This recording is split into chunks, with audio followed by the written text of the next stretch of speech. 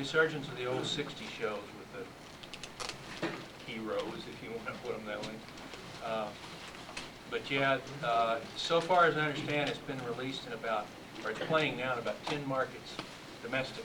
It's been playing for years, like in Canada, in France, Germany, in England, Australia, Japan, because I get fan mail from all these. Anybody else? Yeah. I heard you speak last week, and you sound like kind of, like you weren't too thrilled with it. But after all that, after all this said and done, do you have at least one favorite episode of that total show? Well, I'd have to look at the old shows. 20th gave me all 26 of the shows. And to be honest with you, I haven't watched them all. One of them, I remember we were down at the marina and did a bunch of stuff on boats and things. The problem is when you do a series like that, you work so hard, you work such long hours, all the shows kind of run together. The main reason you don't really remember them is you take a script and they break that script down to where you go and you do like 15 different shots throughout the whole show at one thing, and it's all broken up. And I must admit that I really didn't watch that many of them because we were always working when the show was on. So I never really got to see them all. I would go in and watch dailies, which was the stuff that we had shot the day before. At lunch break, we'd watch the dailies to see. And of course, that never ties together because you're doing a scene maybe at the very first of the script, one at the very last, one maybe in the middle, and then you do some in the beginning, and we did I think we had a 5-day shoot on that show. So it was really kind of hard to put it all together. I remember having a lot of fun on the show doing the stunts. That was the main thing that was good about the show. We did a lot of stunts. We really did. But it's, I'm pretty sure it'll probably be out here before too long. I know they've sold it in a lot of different markets, and there's a lot of plans to sell it into a lot more. I think I'm going back to, I believe, Chicago next weekend, and it's been playing back there for something like 6 months, and it's the #2 show, I think, in reruns, which is kind of nice to know. I looked at some of those shows. I didn't run them all through. 20th has got a new process now of taking from the 35mm film and putting it to tape, which used to really be bad. It was grainy and fuzzy. You couldn't really see, like it was writing, you couldn't see it. They've got a new process that makes it, I think, even better than the original. It's just beautiful. The color and everything is really good, and you can see Bruce do his stuff. It's not just a big black blur like it kind of was in the show. But it's, I think you can put it up to almost anything he did, and you got to realize now that this was 1966 and 7, I think that show was shot. So most of it actually was shot in 1966. That's 23 years ago, and I think you can put it up to almost anything they're doing right now and have a good time with the show because it's good quality stuff. They spent a lot of money on the show. Yeah. When you did the pilot, how long was it before you knew it? Well, if you were there last week, I explained about that. There was no pilot for Green Hornet. It was pre-sold. I had done a pilot the previous year for 4-Star International called Pursue and Destroy. The original title, I think, was The Sea Wolves. And I played a submarine commander on a World War II. And it was a big budget. They did a $1.5 million, $2 million thing and released it as a picture, and it was on the schedule, and it didn't sell. And finally, they decided they couldn't afford to buy a submarine and equip it and run it all over the South Pacific, so they decided they couldn't do the show. And ABC wanted me to do the Green Hornet. And I really didn't know that much about it. I knew about the old radio show. Didn't really know what they wanted to do. And I went in to meet the producer and whatever, and he explained what it was going to be. I was very emphatic to find out that it was not going to be done like Batman stuff, because I thought if they did that with the Green Hornet, it would ruin it. So I was real set on the way that I was going to do the show, and I told them that if they wanted me to do it, I would only do it and play it straight and serious, and we would work on it from that basis. And I did that, and kind of amazing, I got a little criticism from the guy, George W. Trindle, who owned the original show. He wrote a lot of critiques about it, that we were too serious and too straight and not enough fun on the show and whatever. But the biggest problem we had with that was we only had a half an hour to shoot the show. So you really didn't have time to go in and set up whatever crime it was going to be, get the people involved in the playing, you know, the parts of the heavies, and then go and get involved with all the chases, the car chases, the gimmicks, and the fights, and everything else in a half-hour show. Because when you cut out the commercials, you probably only have about 22 or 23 minutes. And you just did not have levity to do anything else but that.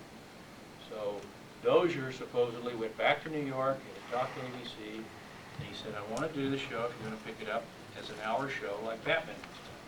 If you want to cut it in two, like Batman was done, fine. He didn't care.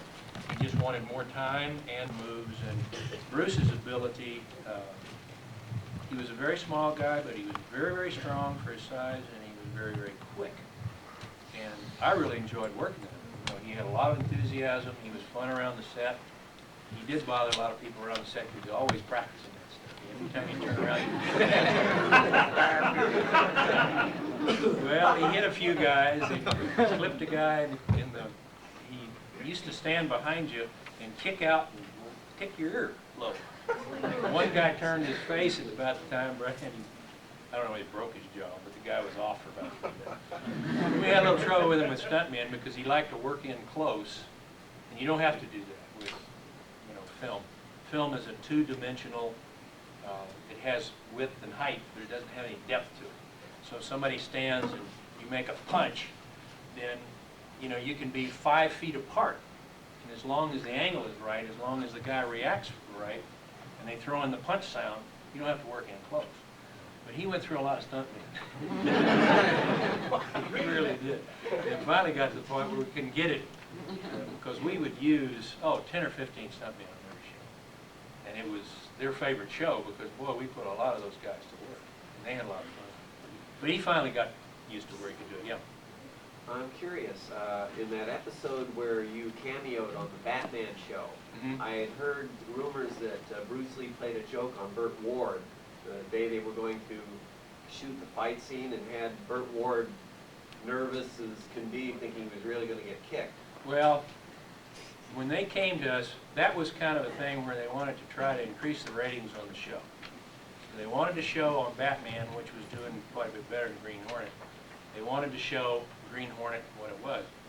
So they came to us and they talked about it. Well, Bruce was adamantly opposed to doing it because he just didn't see how he could take his serious kung fu, jiu-jitsu, whatever you want to call it, and put it up against whatever you call it that Robin did. I don't know. Besides this. Whatever. And he let the word out that there was no way that he was going to do this and lose to Robin. Well, it was their show. You know, how do you go on their show and beat up the heroes? So there was a lot of conflict there. Bruce almost walked off the set. He almost said he wasn't going to do it, whatever. There was some kind of a compromise, and to be honest with you, I haven't seen that show in a long, long time, so I don't know how to do it up. But I understand it kind of ended up between them as a draw, Right. which in itself was a real joke. Anybody go up against Bruce Lee? I mean, this guy was unbelievable. His speed was, you know, everything. I read that that Bruce Lee was quoted as saying that if it were a real fight, that Robin would have been one dead bird. Before it ever got started. Yeah. Mr. Williams, last week when I saw you, you were talking about how difficult the show was. You didn't keep anything from that show at all. Not one thing. Not one thing. If I take up 1 minute of these folks' time and yours, I'd like to present something to you. Oh my God, it's a gas gun.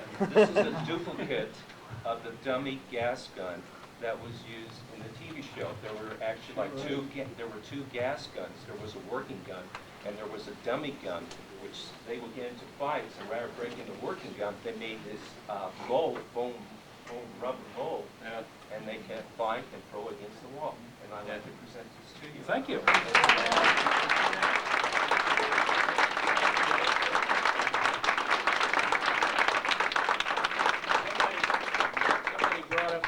about the Hornet sting, that brings a story back about this. That's really nice, thank you. They started a lot of experiments, and of course the show, nobody made any prearranged plans to try any of this stuff until the show started. We're now filming, and we're trying out all these gadgets, and it's like, you know, homemade time. They had a little shop in the back of the set, and they were back there working on all this stuff. They had this thing rigged up to where when I used the gas gun, I had a cylinder that I had to wear behind my back with a, you know, taped around my waist and everything else, and the line run down here, and I'd squeeze the thing, and this air would shoot out. The biggest problem was you couldn't see air on the film. So then they tried putting powder in the air, and the first time I did it, it got all over the set and got on the lens of the camera and everything else. You couldn't see through that. We went through about 15 different working models of that gas gun before we finally got it right. And they did come out with some kind of a green face powder. I think it was talcum powder mixed with some kind of a green dye.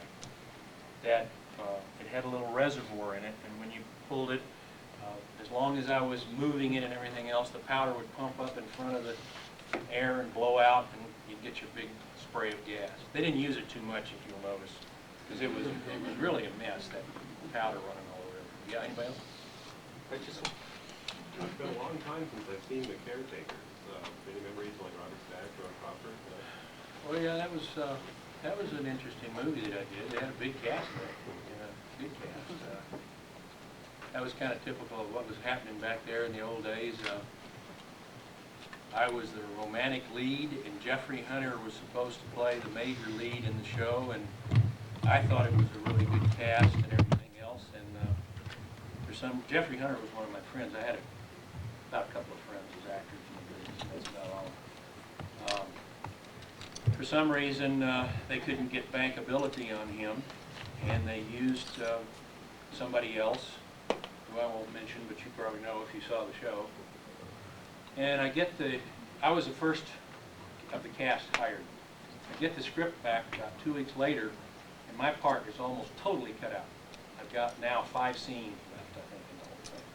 I had the main romantic lead, and there was a lot of play off of me and everything else. So this was kind of typical. I did about 5 or 6 movies, and it seems like every movie that I ever did that I either got completely cut out of, or the part was cut way down. Why, I don't know. You know, that's the way the business was. But it did have a good cast, and I thought it ended up as a pretty interesting picture. There was a lot of good people on there. Joan Crawford, and Dennis Page, and Polly Bergen. Polly Bergen did a heck of a job. Yeah. I've read that you're good friends with Adam West. Yeah, Adam and I are good buddies. We fish and hunt. He lives up in Idaho, where I have a home, a little town called Ketchum. I have a home up there. Went up there a couple of weeks. Yeah. Did you ever appear in the Milton Berle Yeah. show? Yeah. As the Green Hornet with Yeah. Adam West? Yeah. Yeah. Yeah, Adam was on that show. And You're right. Bruce Lee too. Yeah, yeah. How was that working? That was a fun. variety show. That was fun. What show was this? I didn't hear what he said. Milton Berle show. He had, I guess it was a variety show or something. Yeah. ABC Yeah. Hollywood House. It was right after. Was that right? Yeah. Yeah, we went on that show, and we did a lot of that stuff. You know, I don't remember all of those, but yeah, we did a lot of those. Yeah, we had a lot of fun. Yeah, anybody else? You know, what I don't understand is if you really felt that way about Batman, which does make sense, it surprised me that he was willing to do a guest spot on the show, like he did with Bruce Lee for that 1 hour episode. I mean, Well, do you fear a clash of some degree yourself, guest I spot didn't. on the show? The first thing, I didn't see how in the world they were going to make it work, because, you know, we came from a completely different, supposedly, era. I guess it was played about the same time. But supposedly we were an earlier era. We were in a different town. We were brought into that town. Basically what it was done, it was a thing between the executive producer, William Dozier, and 20th Century Fox to try to up the rating of the show. I think that was basically what it was. And I was willing to go along with that if they could make it halfway believable. You know, and I don't think they made it too believable. Yeah. Did you have a favorite director on the show? And what was it like? Did you have any trouble with the car? No, we had all sorts of trouble with the car. They finally ended up making 3 of those things. The main problem that we had with the car was, I don't know if you noticed those wheels on there, they were heavy magnesium, one-of-a-kind wheels. They built 4 of them when they built the first car. And all you had to do was hit a chug hole or something, and you blow out the tire, and you wreck the wheel, and this, that, and the other. And we did a lot of chase scenes. We did a lot of chase scenes out in Malibu. And we always had the Malibu Sheriff's Department out there, which I ended up working with later on. I joined the Sheriff's Department and got to know all of those guys that chased us all over the hills out there. But, oh, the engine would blow. The way it was done, the seat was run all the way up and nailed down to where the guy that was driving had to drive it like this. And they had to do some spins and stuff with that car. It was almost impossible. Bruce couldn't drive it, so they never let him drive it. He got in, the first time he got in, he ran into a wall. He might could do, but he couldn't drive. Yeah. About the car that said that flipped the car over, what can you tell us about that? Those were models. Yeah. I'm not sure where that came from. I guess it came from that particular show. But if you're not all familiar with it, what in a disguise of the show, I had a townhouse that had an entryway from the main street. And the garage door would go up, and I think I had a convertible or something. I'd drive in, park the car, put the door down, and get in and go right into my study. When I went out as a Green Hornet, I'd go into the garage, and Bruce and I would be in all our paraphernalia, and we'd punch a button, and the whole thing would flip over. And the Black Booty was on the other side, and how they kept the oil and gas and everything else. It's just what they call dramatic license. They do a lot of it in that business. Then the back door would open up, and we'd open up through a sign or something into an alleyway and go out the back way. And that was all modeled, every bit of it, except the big cars. I mean, those were real. I have to ask you one more question about Bruce. I mean, we could probably always talk about Bruce all day. Yeah. Just one last question. I was reading this article that you gave to a Now magazine, Mhm. and you state here that we saw some of the first rushes that came in. I guess you're referring to some of the scenes that were shot with Bruce fighting. Yeah. And it says Bruce would just go in and be a big blur with people flying all over the place. Yeah. So your coordinator had to pull him away and emphasize slowing him down so you could show off what he was doing. Mhm. Now, I've always said one thing unique about Bruce is that, well, the martial arts, first of all, as a whole, are supposed to be a superior form of fighting. And somehow or another, what Bruce did was put superior skill to it. I also heard that he was so fast, he was actually barred from professional martial arts contests. Are you saying in this statement here that Bruce was so quick that his movements actually had to be slowed down just so they could be seen? Yeah, because it became comical. It wasn't particularly Bruce's fault. It was, he was not used to working with stunts or a camera. And if you'll remember in the show, he was in solid black. He had a black mask, black hat, black coat, black shoes, black pants, everything. He was solid black. And even wore black gloves. They used a process for mystery or whatever you want to call it, low-key lighting, which was a dark background. And they kept everything dark so it looked sinister and mysterious and whatever. Bruce would come in and they'd set up the whole fight scene and everything else.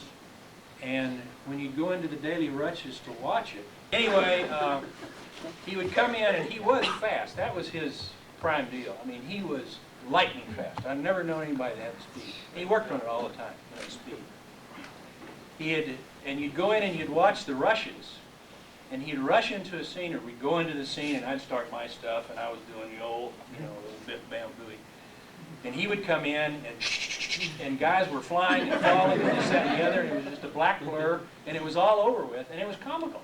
It really was something they should have been doing on Batman, you know.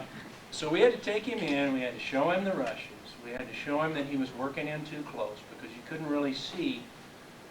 He wasn't telescoping his, you know, his punches or whatever he was doing enough to let the stuntmen really react from it. It was just, and people were flying. You know, they weren't taking the right reactions from it. That was the main thing. And he was fast. We didn't really want to cut down his speed so much as we wanted to show what he could do to the best. So they tried lighting behind him more so than they did behind me and what I did, because mine was just regular stuff.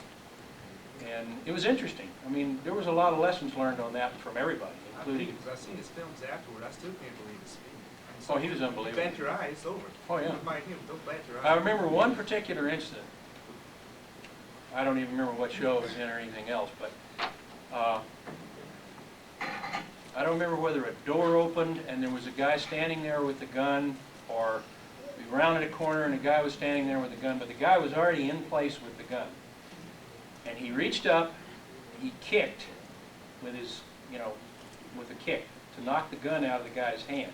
And we watched it on film. He did. He kicked the guy's hand just right, and the guy's hand went away from the gun, and the gun kind of stayed there for a second. He flipped all the way around, did another kick, and caught the gun against the guy's ribs and broke his ribs. And the gun had not fallen an inch in that time. And all he did was kick his hand sideways, and the gun just stayed there. I mean, it was so fast you couldn't see it on film. A lot of the stuff that he did, film had, the way camera works is one frame comes in, it comes in real fast, and then the lens opens up, and then another one falls in real. If you do it too fast, it's just a blur, and there's nothing you can do to improve that. Now with tape, you can do things with tape because it's not the same type of a setup. Yeah. Was he really as dead on target with those darts as? Oh, that's another good question. Yeah, he was good. Pretty good He with those. practiced all the time. Half of the people that were on the set, but he was constantly practicing. He was constantly coming up with gimmicks and gadgets, and he even had a little Brandon. That was his son. And I think when we first got started at the show, Brandon was only like 2.5 or 3 years old. I think he's an actor now. Somebody said he was. Is he? And he even had him doing kicks and this, that, and the other. And I mean, the kid could do just about as much as Bruce could do. He was amazing. He really was. Yeah. Do you like being remembered for being the Green Hornet? Yeah, I'm getting to appreciate it more since I really did not have, I kind of went away from that show with a bitter feeling. I think that ABC let us down in not giving us an hour. And I don't think we really got to do what we wanted to do or what they told me we were going to do when I went in, to talk about the part. And I kind of left that show with a bitter feeling, and we worked very, very hard on it. We worked long, long hours, and I had to wear all of that paraphernalia when we were out doing stunts and we were out on location and everything else. And I'm a real sweater, if you can say I'm sweating. I used to lose sometimes 15 pounds in one day, just in water, using that thing. And my stuntman was the same way, because he had to wear the whole getup. You couldn't wear just the overcoat. You had to wear the tie and the shirt and the coat and the overcoat and what do you call it, a muffler, Yeah. and the hat and the mask. And by the time you got it all on and went out and did all your stuff, I mean, you were dead. It could have been worse. It could have been Batman's cowl. Yeah, that's true. That's true. Yeah. Are you currently involved in any film projects now, or are you No. planning on doing No, I've been out of the business almost 8 or 10 years. I got into other businesses, and now I have very little time for anything anymore. I've got a couple of ranches and a business in Santa Monica. But yeah. Do you use any martial arts in law enforcement work? Oh, a little bit maybe on the defensive. It's not very good to go out and see a cop get and do all that kind of stuff. There's a thin line that the courts draw on assault with a deadly weapon when you use that kind of stuff. Like a boxer, if he gets into a fight, it's not just a plain old fist fight. If he's a trained boxer, a professional boxer, or somebody like Bruce, if he'd gotten into something, he could have been arrested, not for just disturbing the peace, but for assault with a deadly weapon, because his fists or feet or whatever you want to say would be considered a deadly weapon. Most of the stuff you're trained as a policeman is defensive work. I mean, there is offensive stuff that you try to learn to subdue a subject using what they call the monadnock, which is that baton we use with a handle on it. There's all sorts of defensive moves that you can use with that, and offensive moves too, to try to subdue a subject. Do you have Yeah. any regrets as far as the show? what you did, or anything you would like? Oh, to it's been share? so long. I had regrets when I did it because, like I said, I got a lot of criticism for the way I played the part. Now what's happened in the resurgence and whatever's going on, I would say about 90% of the fan mail I get is the fact that they appreciated the way that I played the part, which is good to know. You know, because it was the only way I was going to do it, the only way I was going to play the show. And I got, like I said, criticism for it, yeah. I was wondering, as late as '74, they released a compilation called The Green Hornet, starring Bruce Lee with Van Williams. And it was all these episodes they edited together and they Yeah. released to theaters. I understand it was just terrible. It was. I want to know, did you get any money from that, or was Yeah. that in your contract? I got, yeah, they have to pay you when you appear for something like that. Mhm. Yeah, they, and I signed a release to, because I had building above him, I signed a release to do that, because by the time they did that, I was almost out of the business anyway. When Bruce got real hot with his stuff from Hong Kong and everything else, somebody got the bright idea, oh, we'll put this stuff together and make a movie out of it. Right. And they took 3 or 4 different shows and put it together, and it made no sense, I understand. None I at never all. saw it. Yeah, it made no sense at all. They just wanted to show Bruce off.